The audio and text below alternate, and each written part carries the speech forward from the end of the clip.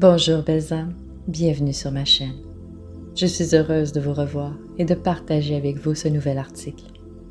Si vous êtes nouveau sur ma chaîne, je m'appelle Mel et je suis heureuse de vous accueillir sur cette chaîne à l'origine de notre pouvoir, où je discute avec vous de spiritualité, de vie, de magie, de science et des mystères de l'univers. Dans l'article d'aujourd'hui, je parle des 4 piliers de mon pouvoir.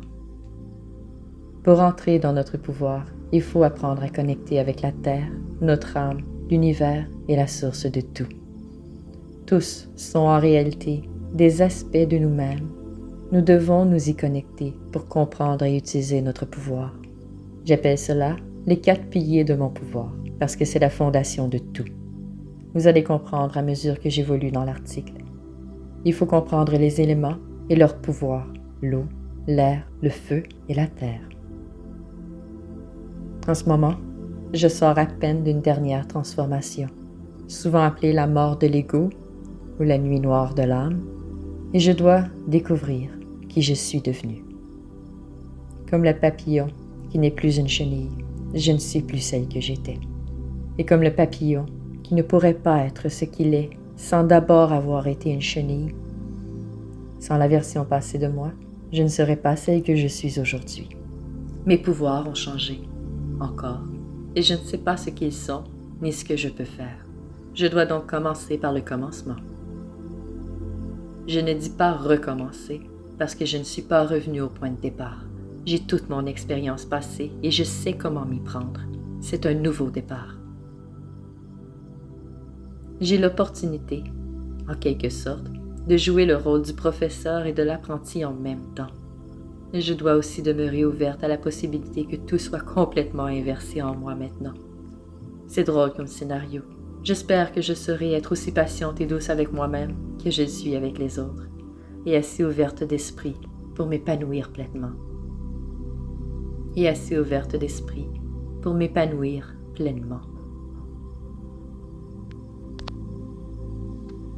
Tout d'abord, je dois retrouver une routine spirituelle saine. À la maison, j'aime méditer avec un bol d'eau devant moi ou dans un bain. Ça m'aide à m'ouvrir à mes émotions. Si c'est possible d'aller dehors, je vais à un cours d'eau, une rivière ou un lac. C'est encore mieux. Pour connecter avec l'eau, il faut être connecté avec nos sentiments. C'est impossible de connecter avec l'eau entièrement si nous avons des blocages dans notre corps émotionnel. C'est notre corps émotionnel qui est connecté avec l'élément de l'eau. Ce n'est pas toujours facile de s'ouvrir à nos émotions, surtout après un grand ménage énergétique en nous et dans toute notre vie. En ce moment, mes émotions sont partout à la fois, et ça se manifeste par des scénarios chaotiques dans ma vie. Durant les 5 dernières années, je travaillais à relâcher des traumatismes de mon enfance. Alors un ménage de mes émotions est la suite logique, la meilleure première étape, à mon avis. L'exercice est simple. Je place un bol d'eau devant moi, ensuite je ferme les yeux et je demande à l'esprit de l'eau de me guider. Je ne dis pas une incantation précise, je parle du cœur. Je me concentre sur mon cœur, comment il est, ce que je ressens à cet endroit, rien de plus. Le cœur physique est placé au même endroit que notre chakra du cœur. Lorsque j'ai fini, je prends le temps de remercier l'esprit de l'eau. La gratitude en spiritualité est très puissante. Les premières fois que j'ai fait cet exercice, il y a plus de 20 ans maintenant, je me souviens, je me sentais impatiente et je croyais que ça ne fonctionnait pas. Un jour, en écrivant dans mon journal, j'ai réalisé que l'impatience était la première émotion à faire surface. Ça fonctionnait très bien. Je devais travailler sur mon impatience. J'imagine que cette fois sera différente, comme à chaque fois. Je ne veux pas imaginer ce qui sera. Je préfère m'ouvrir à toutes les possibilités qui sont disponibles à moi. Ensuite, ce sera mes pensées. C'est un peu le même principe, mais au lieu du bol d'eau, c'est une huile parfumée dans un diffuseur de bougies. Le lilas est mon préféré, ou de l'encens. Dans ce cas, le bois de santal, à mon avis, est parfait. L'objectif est d'utiliser une odeur qui nous détend et sent bon pour nous, et essayer d'utiliser la même à chaque fois. Le sens de l'odorat est très puissant. Sentir la même odeur à chaque fois aide à établir une routine. Je fais appel à l'esprit de l'air pour m'aider avec cette pratique. L'objectif est de méditer sur nos pensées sans les vivre. Il faut les observer, les accepter et les relâcher sans les vivre. Encore une fois, aussi simple que le concept sonne, la pratique n'est pas aussi facile en réalité.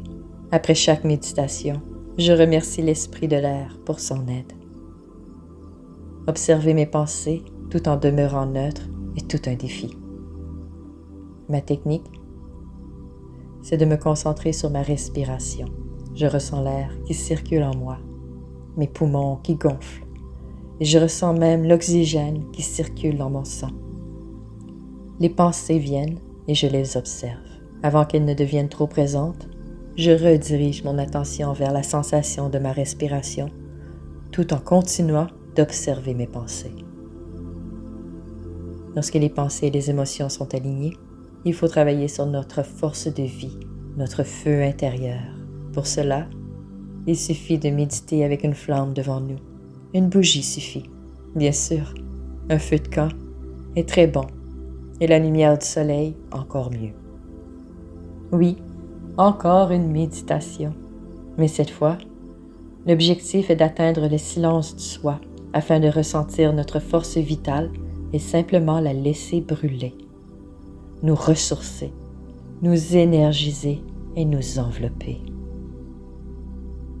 Pour cette pratique, si j'utilise une source de feu, j'appelle l'esprit du feu pour m'aider, à moins que j'utilise le soleil.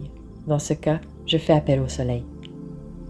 Tous deux sont réels et nous apportent quelque chose de puissant.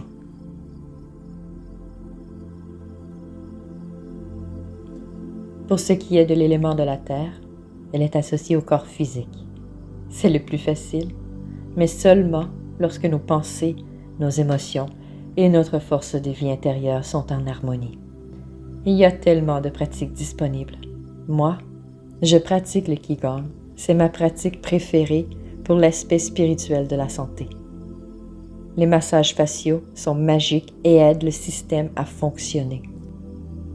Tu es ce que tu manges. Si tu manges la mort, ton corps vieillit.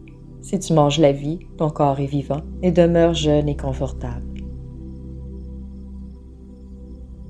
Il y a une raison logique à l'ordre de ces pratiques. Les émotions sont de l'énergie en mouvement.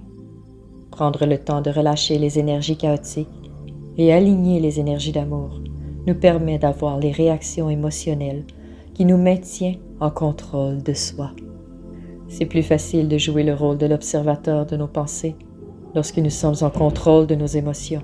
Faire le ménage de nos pensées nous permet de prendre le contrôle de nos choix et nos décisions, en plus d'aligner notre karma avec nos réelles aspirations.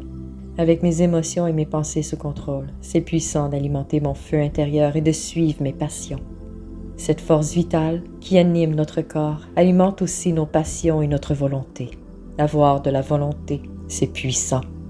Ça nous donne la force et la détermination d'accomplir et de matérialiser nos rêves et nos désirs, et de persévérer devant les défis de la vie.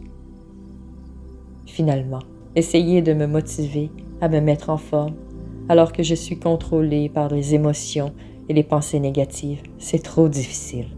Même si j'y arrive à le faire quelques fois, c'est garanti que ça ne va pas durer. Éventuellement, je vais arrêter.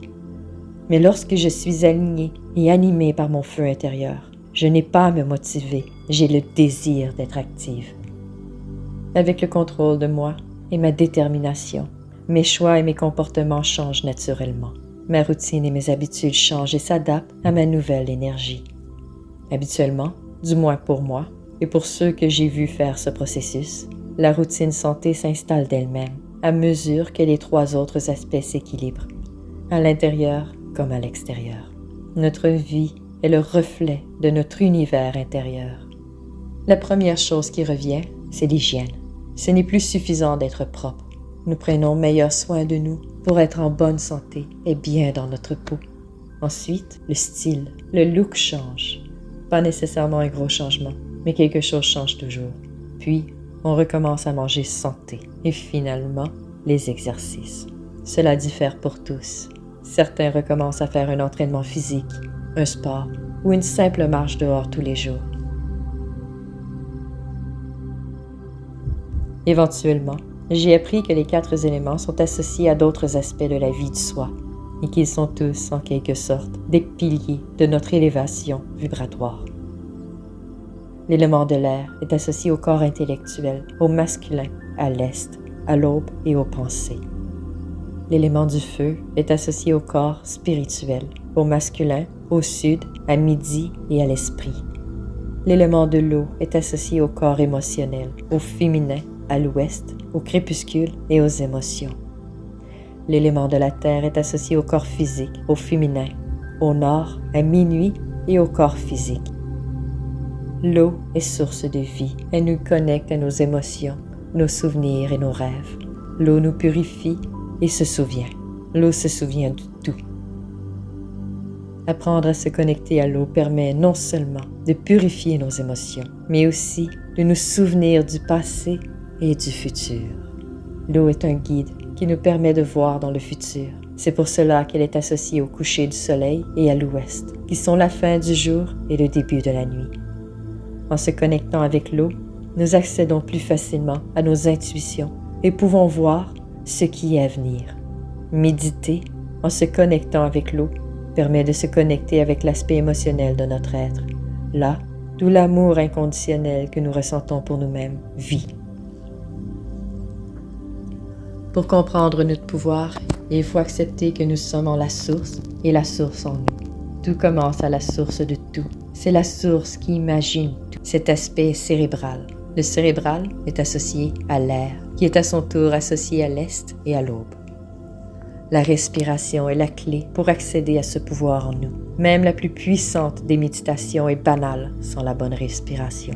L'air est puissant et nous charge de magie si nous savons comment bien respirer. Il faut avoir du respect pour l'air et respirer avec conscience. Sinon, nous donnons notre pouvoir aux autres sans même le réaliser. Inspirer et expirer par le nez et non par la bouche est la base d'une bonne connexion avec l'air. Inspirer et expirer avec conscience et lentement amplifie notre connexion avec l'air. Et retenir l'air en nous pour donner le temps à notre organisme d'en absorber les bénéfices est encore plus puissant. Ensuite, il faut réaliser qu'en plus d'être physique, l'air est aussi spirituel. Il faut guider la magie qu'il transporte en nous au-delà de nos poumons, dans notre corps entier. Lorsque nous savons comment respirer, nous accédons à un pouvoir extraordinaire. L'aspect le plus subtil de notre feu intérieur nous apprend à voir ce qui n'est pas encore, non pas de façon fantastique, mais de façon créative. Notre feu intérieur forge notre réalité dans la matière, à l'intérieur comme à l'extérieur. L'univers en nous est parfaitement reflété par l'univers autour de nous. Pour comprendre comment la manifestation fonctionne, il faut accepter notre propre puissance et en prendre la responsabilité. Notre volonté et nos croyances sont les plans que l'univers utilise pour manifester notre vie. Lorsque notre pouvoir créateur est sur autopilote, il se fie sur ce que les 5 sens absorbent pour reproduire les mêmes scénarios encore et encore. L'univers autour de nous est le reflet parfait de notre univers intérieur. Il suffit de nous connecter et de créer consciemment en nous pour que l'univers le recrée parfaitement dans notre vie. Lorsque notre pouvoir est consciemment utilisé, avec des émotions équilibrées, des pensées positives et qu'il est alimenté par notre feu intérieur, tout ce que nous faisons l'effort de visualiser chaque jour et de maintenir dans notre fréquence forge notre réalité. Nous accédons à notre pouvoir de manifestation et nous arrivons à matérialiser uniquement les expériences de vie désirées. La terre, autant l'esprit et l'âme de l'être sur laquelle nous vivons que l'élément minéral qui forme un aspect de son corps physique. La terre est notre mère. Elle est la nature qui nous donne la vie. Nos aspects spirituels, émotionnels et intellectuels se connectent avec l'aspect physique de la terre pour créer un avatar, un corps au travers duquel nous expérimentons la vie sur terre. C'est ce que le pentacle et le pentagramme signifient, l'équilibre des 4 éléments en soi, gouvernés par l'esprit. Ces 4 piliers sont la fondation de l'incarnation sur le plan physique et permettent à notre conscience d'avoir une expérience physique. Notre expérience physique, notre corps physique, est en réalité le cumulatif des 4 éléments et notre conscience lui donne sa forme, en plus de l'animer. Lorsque notre conscience quitte le corps, celui-ci retourne là d'où il vient et notre esprit retourne à notre âme. C'est la fin de cet article pour aujourd'hui. S'il vous a plu, je vous invite à cliquer sur le bouton j'aime et à vous abonner pour ne rien rater de mes futures publications. Je vous invite également à partager pour que d'autres puissent la voir aussi. Pour plus de contenu, vous pouvez vous rendre sur mon site web. Le lien est dans la description ci-dessous.